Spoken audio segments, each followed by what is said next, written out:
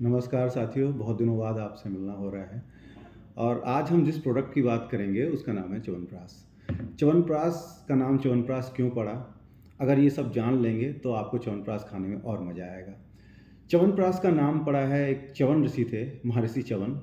प्राचीन काल में ये ऋषि हुए हैं और इनके पीछे एक पूरी कहानी है, क्यों इन्होंने च्यवनप्राश बनाया, इनको इसका कैसे फार्मूला बना, इसके बारे में मैं आज बताऊँगा। अगर आप ये जान लेंगे तो आपको च्यवनप्राश खाने का आनंद दुगना हो जाएगा। प्राचीन काल में एक सरयाती नाम के राजा थे। वो अपने राजकुमारी और अपने राजकुमारों के साथ जंगल में शिकार खेलने गए। तो हुआ क्या था कि जो च्यवन ऋषि थे वो जंगल में तपस्या कर रहे थे और तपस्या के कारण मतलब लीन थे तपस्या में। इनके चारों तरफ मिट्टी इकट्ठी हो गई और चारों तरफ से मिट्टी का ढेर बन गया। जैसे दीमक की बाँबी हो जाती है उसी तरह से ढेर बन गया था और उस ढेर के अंदर से इनकी आँखें चमक रही थीं। हुआ यूँ, जब राजकुमारी उधर से गुजरी तो उस राजकुमारी ने 2 चमकती हुई आँखें देखी और उसे लगा कि पता नहीं क्या है। तो उसने पिन से, कुछ डंडी से उस आँखों में छेद कर दिया, उनको कर दिया। तो उससे क्या हुआ कि जो च्यवन ऋषि थे उनकी तपस्या भंग हो गई, उनको बहुत पीड़ा हुई।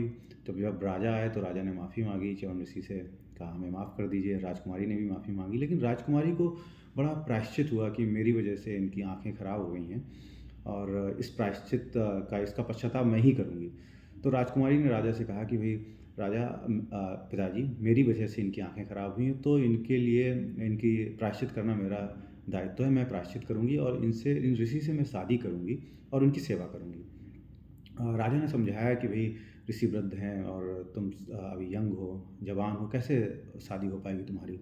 तो राजकुमारी ने कहा कि नहीं, मुझे तो प्रायश्चित करना है, मेरी इनसे शादी करा दो। तो च्यवन ऋषि के सामने प्रस्ताव रखा गया, तो उन्होंने भी फिर हाँ कर दी शादी। जब राजकुमारी जिद पे अड़ी तो उन्होंने शादी कर ली। अब हुआ यूँ, च्यवन ऋषि एक तो तपस्या कर रहे थे जंगल में, तो जर्जर हो चुके थे, क्रशकाय हो चुके थे और ऊपर से उनकी उम्र भी ज़्यादा थी। तो ऐसे में जो शादी का जो जो सुख था राजकुमारी को वो नहीं दे सकते थे। तो चूँकि जब उन्होंने इतना बड़ा त्याग किया और उनकी अब इसके बारे में देवताओं को भी पता लगा कि भाई च्यवन ऋषि की आँखें खराब हो गई और ऐसा-ऐसा हुआ है, किस्सा हुआ, तो देवता आए। देवता लोगों ने उनको एक नुस्खा दिया, एक फ़ार्मूला दिया।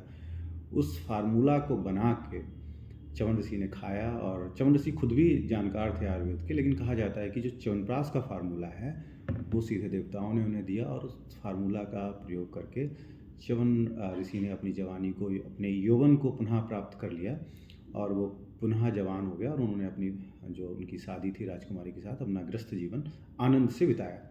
तो आप समझ सकते हैं कि कहानी कितनी सच है, ऐतिहासिक दृष्टि से कितनी सच है या क्या है, इसके बारे में तो मैं नहीं जाऊँगा, लेकिन ऐसी कहानी आती है और कोई कहानी आती तो कहीं न कहीं उसके पीछे कोई न कोई बात ज़रूर होती है।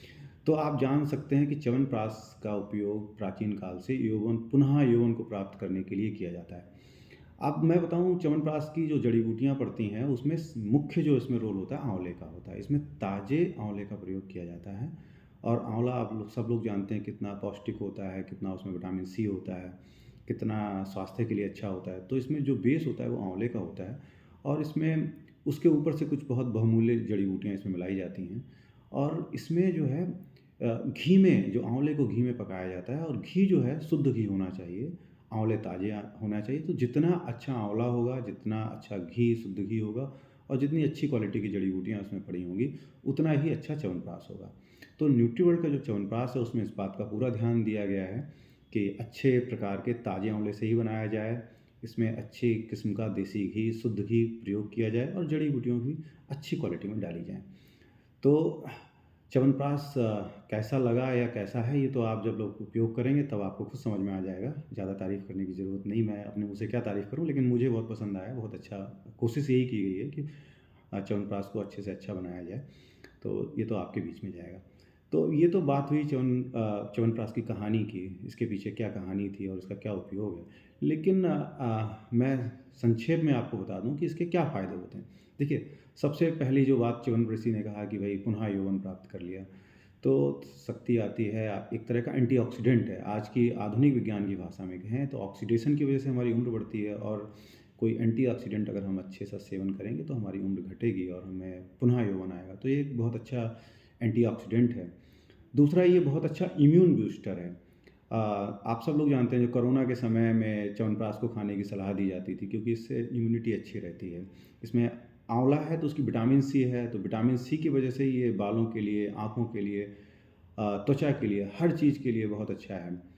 तो इसमें बहुत सारे फ़ायदे हैं और बाकी जो है आप खुद इसका प्रयोग कीजिए और खुद बताइए क्या-क्या फ़ायदे मिलते हैं। एक्चुअली इसके फ़ायदे ना पर्सन टू पर्सन डिपेंड करते हैं। ये एक तरह की औषधि है, टॉनिक है, अगर आप खाएँगे तो हर किसी को अलग तरह का फ़ायदा मिल सकता है। किसी की स्किन पे ज़्यादा चमक आ जाएगी, किसी की सर्दी, खाँसी, जुकाम बार-बार नहीं होगी क्योंकि इससे इम्यूनिटी बूस्ट अप हो जाएगी। किसी के बाल अच्छे हो जाएँगे, बालों के लिए भी बहुत अच्छा है। लेकिन हाँ, इसके साथ थोड़ा-सा ध्यान रखना है क्योंकि ये च्यवनप्राश है, इसमें प्राचीन काल से ही गुड़ और शहद मीठा करने के लिए इसमें गुड़ और शहद का प्रयोग किया जाता रहा है। तो जो मधुमेह के रोगी हैं, वो इसका सेवन ना करें, अगर करें तो कम मात्रा में करें या अपने डॉक्टर से थोड़ा सलाह ले लें। उसके बाद ही इसका सेवन करें।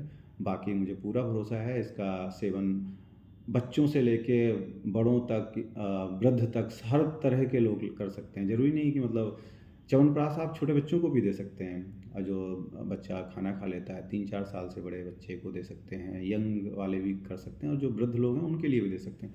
तो च्यवनप्राश सबके लिए, इसका बहुत वाइड स्पेक्ट्रम है, सबके लिए फ़ायदेमंद है। तो च्यवनप्राश का सेवन सबको करना चाहिए और मुझे पूरा विश्वास है ये च्यवनप्राश का सेवन आप सब करेंगे, अपने परिवार में सबको कराएँगे और सबके स्वास्थ्य का ख्याल रखेंगे। ऐसी ही आशा के साथ थैंक यू, नमस्कार।